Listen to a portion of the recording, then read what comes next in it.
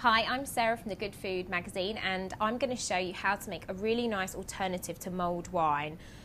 I love mulled wine, but you get the same every year, so I wanted to come up with something a bit different with some pear flavours in it. So has anyone tried pear cider? No. Yes. No? It's a bit sweeter than apple cider. You've tried it, like it? I do actually, yeah. Yeah?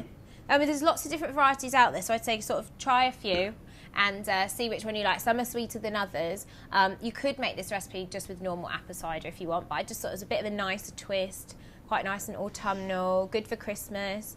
So start with some pear cider and into my pan. Now I've done this in a really big quantity, so I'm scaling it down a bit. So I'm just going in with about 500 mils of the pear cider. Does it matter what kind or? Not really, no.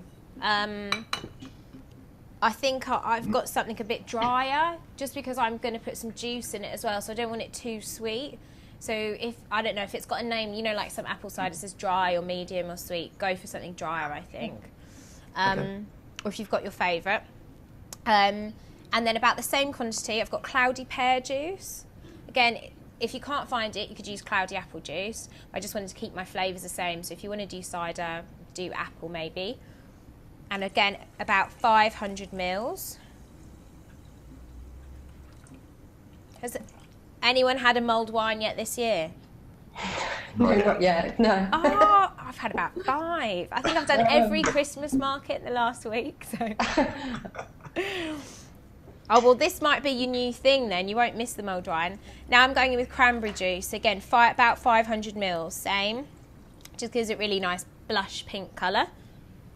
And then I've got some fresh cranberries. Like, this is more just for looks, really. So if you want to use dried, or you could just leave them out. Pop some of those in. And then the thing that makes it a bit more mulled winey, I've got a couple of cinnamon sticks. So pop those in. And some vanilla pods. Does anyone use fresh vanilla pods when they're baking, or do they tend to use the extract? I'd probably use the extract. Yeah. No, I've used fresh ones. Yeah, well, they're nice because you get all the seeds, so you get a bit of a speckle. So I'm just literally scoring it right down the middle and opening it out, so that will let the seeds come out. And plus, if you made this, all the seeds come out, you can take out the vanilla pods, dry them off, and then pop them in a jar of sugar or something, because they're quite expensive, but that way you can flavour your sugar and get a few uses out of them. So into the pot like that. And it adds a sweetness, so I think it's a nice twist on mulled wine, the vanilla. There we go. And then probably my favourite ingredient is sloe gin. Has anyone tried sloe gin before? Oh, yes. Oh, it's so good.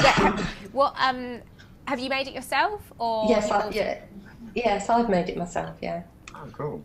It's quite it's sort of easy to make, but you've got to obviously get the sloes first. That's the hard Yeah, bit. you do. I mean, you just pick them from the hedgerow, though. Yeah.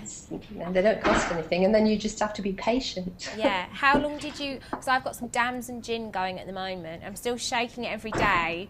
I'm nervous to try it. I don't want to go too early and be disappointed. Well, I left mine for a whole year. Oh, really? I did it 1 year. I didn't shake it all. I Yeah. shook it for quite a time, and then I just let it sit until the following Christmas. It's absolutely fabulous. Oh. Really good. Sort of a bit of sugar, then your gin, Yeah. then your sloes. Yeah. And then you just fill your bottle up with the gin, Yeah. and then you just turn it Put it- gently. Well, I've cheated and I've got bought, but it is getting more fashionable, and they have got bought out there. But I would, make a load, give it away as Christmas presents, then make some of this, or you could give it as a Christmas present with this as a little recipe attached, kind of idea for your sloe gin or something. Yeah, that would be good. Yeah. Cool. Okay, so I'm going in with if you're doing 500 ml of all the other liquid, probably only about 50 ml of this. You don't need too much because it is quite strong, isn't it? Sort of. Yeah. I mean, otherwise just have it on ice by itself. Forget the cider, forget the juice. Right. And then I'm just going to heat this up. So I've got a superheater, but just want to heat it till it's like barely, not simmering, because you don't want to burn off all the alcohol. So let's try that again. I mean, this would be nice cold as well if you wanted it over ice. But I don't know, it's Christmas, isn't it? It was snowing this morning. So I think warm is nice this time of year. It's bubbling. So it's not going to be fizzy still. Like the cider won't be fizzy because you've heated it up. But it still adds a nice flavour. And the vanilla's all coming out and infusing. Give it a good stir while it goes, and that will help get the seeds out of the vanilla pods. I mean, if you didn't want to use vanilla pods, then a glug of like extract would be fine. Would give that sort of flavour. Or you can buy the extract with seeds in it now as well, which is quite good. You'd have to be quite careful, wouldn't you, about how much you put in? I suppose put a bit in and then taste it. Then yeah, exactly. They quite vary in strength, some of them. You know, and I think with the ones with the seeds in as well, you kind of think, oh, well, a teaspoon's a teaspoon, but actually it's a bit stronger. So you'll and you can't take it out. Always, it's like always, you know, add a little, keep tasting it. I mean, is it something that you have to serve straight away, or can you keep it on the heat for a while? You could keep it on the heat for like, just keep it really nice and low. Like if you've got a slow cooker, this would be so good in it because it would never properly boil. I mean, you know, you can boil it. It's not going to ruin the taste. It's just going to mean that there's no alcohol in it, so it's completely up to you. Where's the point in that? But, yeah, exactly. That's part of the warming, isn't it? Yeah. But yeah, this would happily sit as long as you kept it at a nice low temperature. Or if you've got one of those like old hot plates, like heat it up first, put it on there. Cool. There's people that can serve themselves. Or I say midnight mass, maybe a flask of it. Are you allowed to take mulled alcoholic drinks to church? They're in church and I'm not quite sure you'd be welcome. Yeah. Be nice when you came back though. Yes, you could, yeah. And again, like if you had a slow cooker, put it on before you come out, before you go out, an hour later, come back, perfect. So I think this is nice and hot now. I can feel it. It's just going to sort of, I don't know if you can see the steam on the camera, but it's just starting to steam. And I'm just going to turn it off before it starts bubbling. I mean, like, low and slow is a good way to do this because the longer it's there, the more flavour that's going to come out the cinnamon and the more seeds from the vanilla.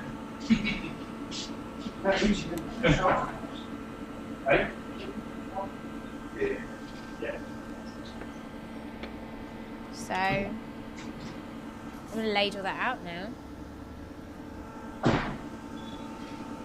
Probably going to make a mess because I've got the biggest ladle in the world. In fact, what I might do is, just to make it look extra pretty, I'm going to fish out, we'll have, do it up here, cinnamon stick in those two. So maybe buy some extra cinnamon sticks if you want. And then I'm just going to fish out my vanilla pods and halve them. I'm going to add a vanilla pod to each one. But acts as a stirrer and it looks just nice and pretty, doesn't it? I love the colour of this. And I think mulled wine could be quite heavy. So this is kind of more fresh, I think, for the winter. Look at that. That looks good. Yeah. It's a real... So for drivers, what, you know, without any, what would you do different? Just take out the slow gin, obviously. But instead of the pear cider, you could just use like a fizzy pear drink or fizzy apple drink. You know, you get one of the brands is called Apple Ties, something like that. Just use that instead. Sure. Still go with the vanilla, still add the cranberries and things. Do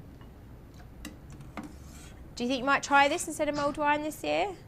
Yeah, it looks quite good. Yeah, I think so. Yeah. Or if you've got enough pans, do a mulled wine, do this one.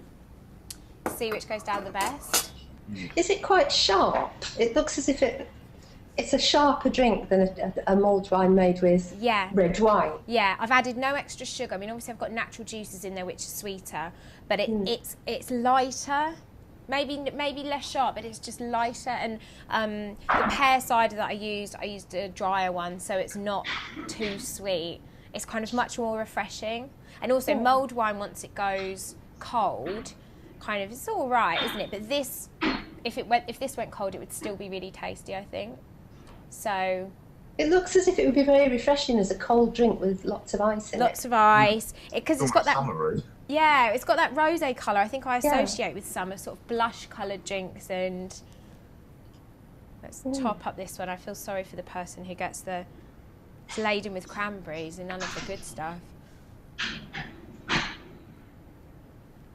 Well, hopefully that might be a nice alternative to mulled wine for you. So this is my my pear cranberry mulled drink for Christmas.